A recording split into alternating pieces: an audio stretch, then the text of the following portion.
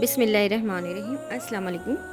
ظہیر نے کہا، ہاں یہ سچ ہے، میں نے حسین رضی اللہ تعالیٰ عنہ کو کبھی کوئی خط نہیں لکھا، نہ کبھی کوئی قاصد بھیجا، لیکن سفر نے ہم دونوں کو یکجا کر دیا ہے۔ میں نے انہیں دیکھا تو رسول اللہ صلی اللہ علیہ وسلم یاد آ گئے، رسول اللہ صلی اللہ علیہ وسلم کی ان سے محبت یاد آ گئی۔ میں نے دیکھا یہ کتنے قوی دشمن کے سامنے جا رہے ہیں، خدا نے میرے دل میں ان کی محبت ڈال دی۔ میں نے اپنے دل میں کہا کہ میں ان کی مدد کروں گا اور اللہ اور اس کے رسول کے اس حق کی حفاظت کروں گا جسے تم نے ضائع کر دیا ہے۔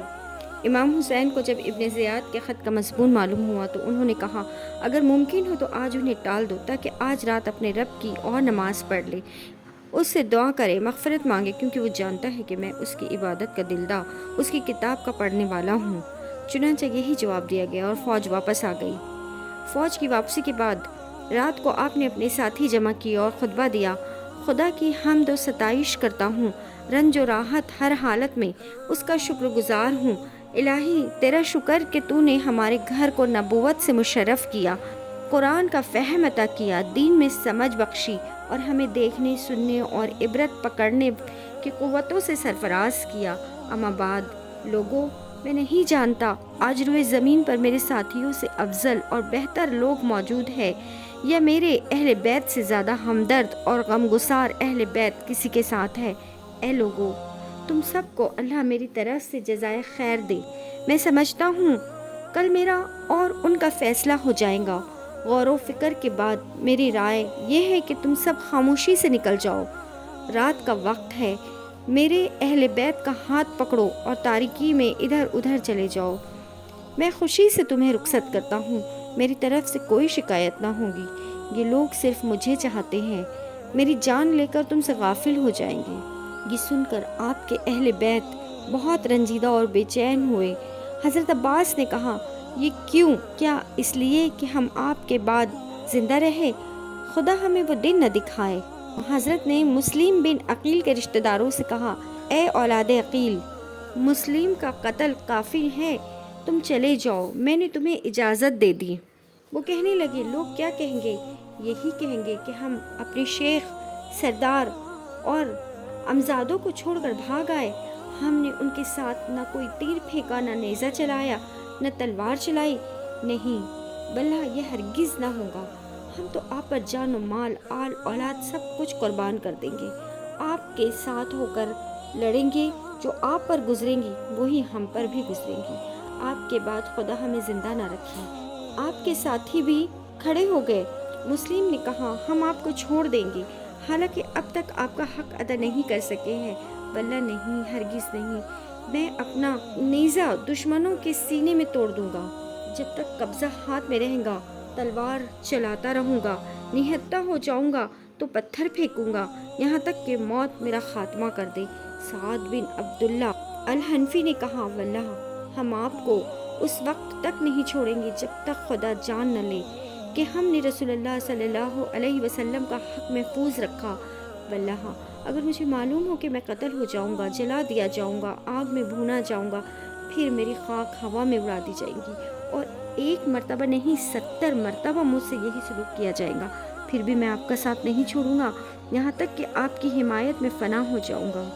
ظہیر بن الیقین نے کہا، بخدا اگر میں 1000 مرتبہ بھی آرے سے چیرا جاؤں گا تو بھی آپ کا ساتھ نہ چھوڑوں گا۔ خوش نصیبی اگر میرے قتل سے آپ کی اور آپ کے اہل بیت کے ان نونہالوں کی جانیں بچ جائے۔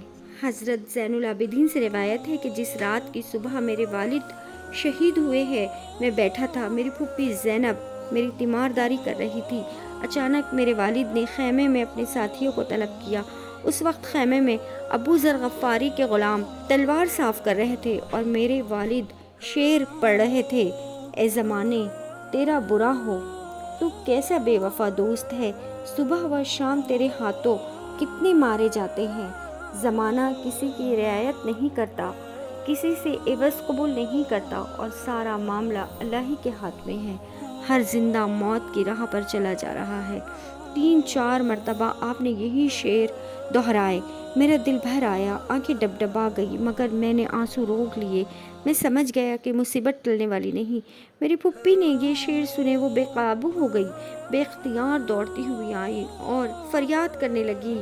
حضرت امام نے یہ حالت دیکھی تو فرمایا، اے بہن، یہ کیا حال ہے؟ کہیں ایسا نہ ہو کہ نفس و شیطان کی بے صبریاں ہمارے ایمان و استقامت پر غالب آ جائے۔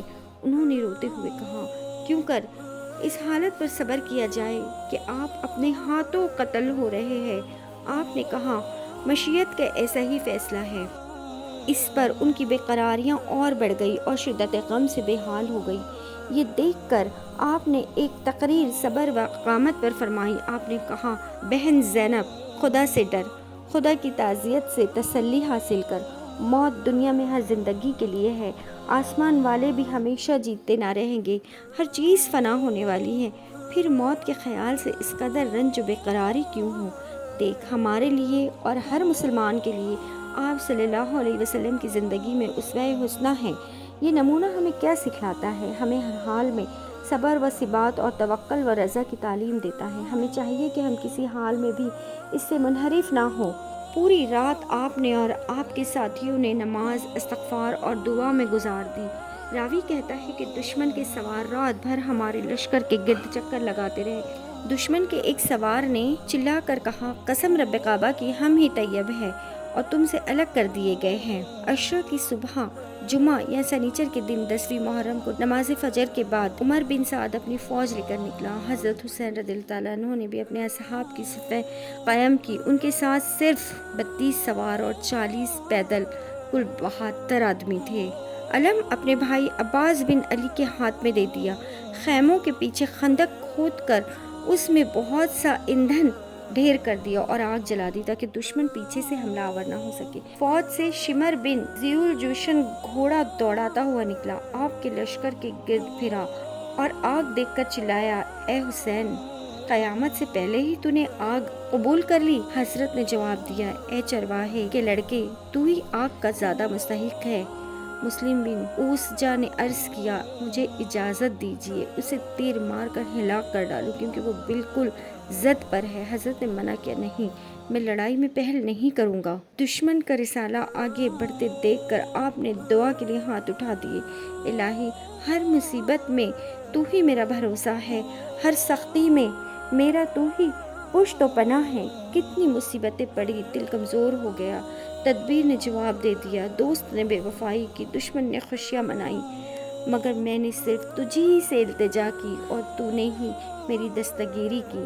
تو ہی ہر نعمت کا مالک ہے، تو ہی احسان والا ہے، آج بھی تجھی سے التجا کی جاتی ہے۔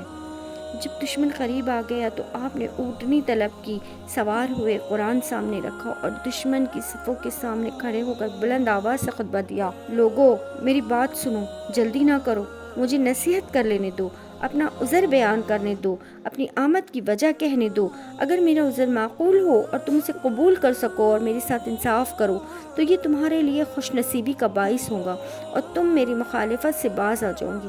لیکن اگر سننے کے بعد بھی تم میرا عذر قبول نہ کرو اور انصاف کرنے سے انکار کر دو تو پھر مجھے کسی بات سے بھی انکار نہیں، تم اور تمہارے ساتھی اکا کر لو، مجھ پر ٹوٹ پڑو، مجھے ذرا بھی مہلت نہ دو۔ میرا اعتماد ہر حال میں صرف پروردگار عالم پر ہے اور وہ نیکوں کے ساتھ ہے۔ آپ کی اہل بیت نے یہ کلام سنا تو شدت تاثیر سے بے اختیار ہو گئی اور خیمے سے آہ و بکا کی صدا بلند ہوئی۔ آپ نے اپنے بھائی عباس اور فرزند علی کو بھیجا تھا کہ انہیں خاموش کرائے اور کہا، ابھی انہیں بہت رونا باقی ہے۔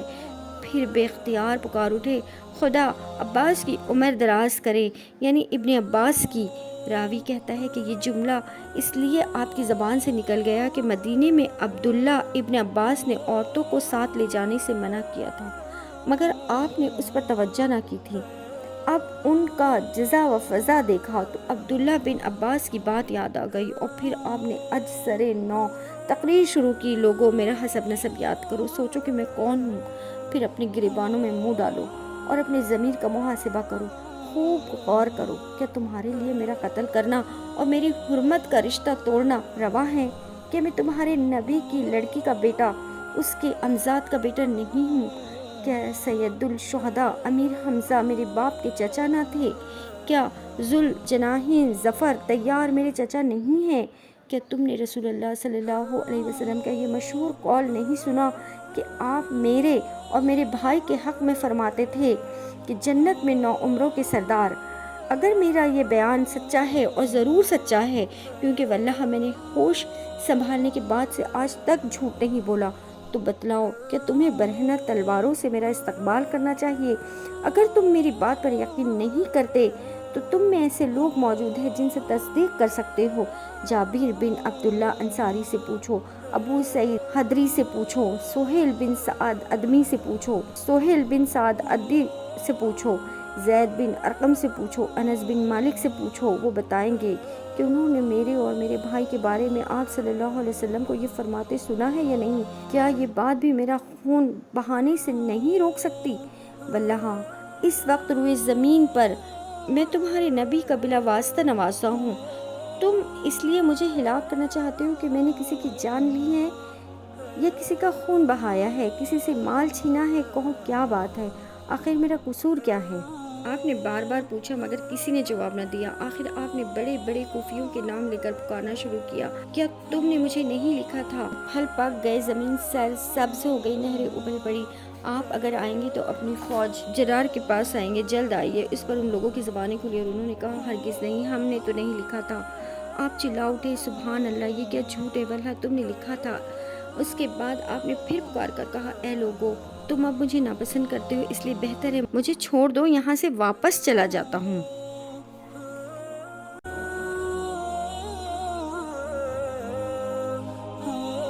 ہم امید کرتے ہیں آج کی ویڈیو آپ کو اچھی لگی ہوگی۔ اسی طرح کی ویڈیو دیکھنے کے لیے ہمارے چینل کو ضرور سبسکرائب کریں۔ ملتے ہیں اگلی ویڈیو میں، جب تک کے لیے اللہ حافظ۔